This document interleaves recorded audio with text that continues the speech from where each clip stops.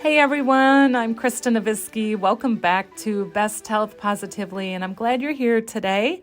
In this episode, we're basically picking up from an idea we talked about last week with mindset and the concept of greatness and your personal potential for greatness. And as part of that process, we talked about limiting beliefs that might come into play. And as you think about pursuing an area of potential, you might run into limiting beliefs because sometimes as we're really considering taking action toward a specific goal, we'll run into obstacles that are oftentimes grounded in those beliefs about ourselves that are holding us back. So today, as promised, we're talking about how to challenge those limiting beliefs so that we can overcome those and move forward. I think it's worth pointing out, if you do have some limiting beliefs about yourself, they've most likely held you back from things and will no doubt continue to hold you back until you challenge them. So that's why it's worth our time to confront these so that we can move on. And real quick, before we get into the how-to steps, I want to share a quote from Tony Robbins. And by the way back in the day, I started reading Tony Robbins books. And I think the first one I read was Unleash the Power Within. And that's where I first learned about the concepts around limiting beliefs. And a lot of my knowledge and experience in this area comes from his work. So first I want to share this quote by Tony Robbins. And it goes like this, quote, "Beliefs have the power to create and the power to destroy. Human beings have the awesome ability to take any experience of their lives and create a meaning that disempowers them or one that can literally save their lives," unquote. So the bottom line here is our beliefs are so very powerful. Like he says, they literally have the power to create or destroy. So let's make sure we're using them to our advantage and not the other way around. So how do we do this? Well, first, we must become aware of the beliefs if they exist for us, right? So step one will be obviously identifying your limiting beliefs. And usually we do this with a writing exercise or a journal prompt, so you're writing it down. For example, the prompt might be to ask yourself, what are your beliefs about your own potential? What are you capable of achieving? And then you'll write freely about your thoughts and whatever comes to mind. And if you've got some limiting beliefs, it'll show up maybe something like this. Examples would be, I'm not good enough, I always fail at this, or I'm just not the kind of person who can do these things, those kinds of things. So that's step one, to identify any limiting beliefs. So step two is going to be to challenge your specific limiting belief. You'll ask yourself, is this based in truth? Is it logical? Many times our limiting beliefs are grounded in emotion because they're based on some past experience. So it's worth asking, where did this belief about myself even come from? Sometimes it was something you were told as a kid or, something a parent or a coach said, for example.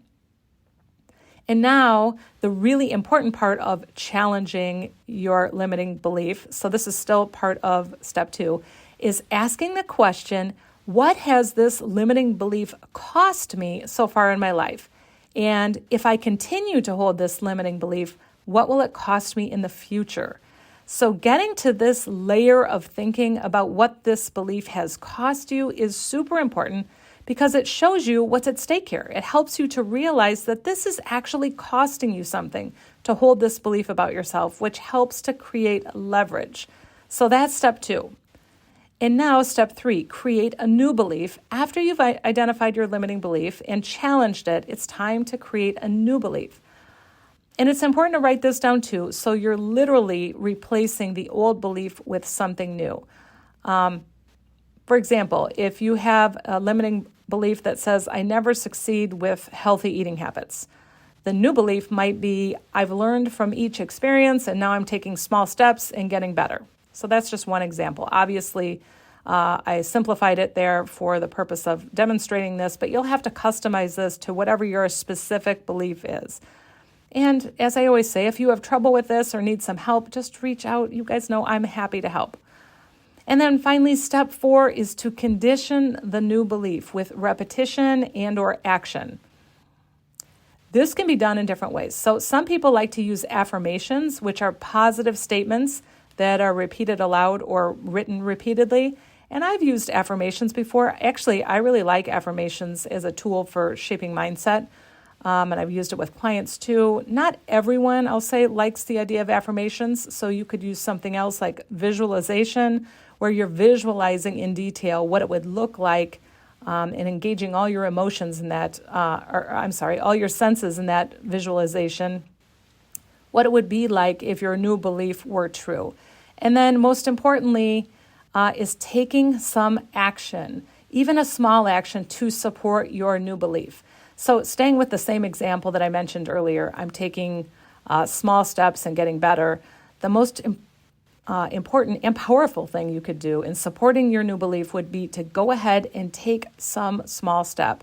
And it can definitely be something small. For example, you might just include a small salad with your lunch, or you might have avocado with your breakfast. And just taking a step that represents taking action and getting better is really powerful in building support behind your new belief.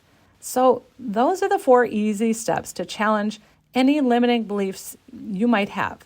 Just to recap real quickly: identifying the limiting belief, step 1. Step 2, question it, challenge it. Step 3, create a new belief to replace the old one. And then step 4, to condition the new belief.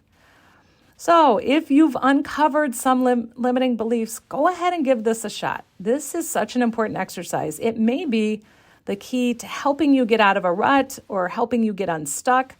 And if, at any rate, it'll go a long way in supporting your upgraded mindset. This can be useful for all of us to do, to consider this kind of exercise every now and then. If you need anything, even just a little support or guidance, please let me know. And if you can think of someone else who might benefit from hearing this, will you share this episode with them? Thanks, as always, for being here. Take care, and I'll see you here next time.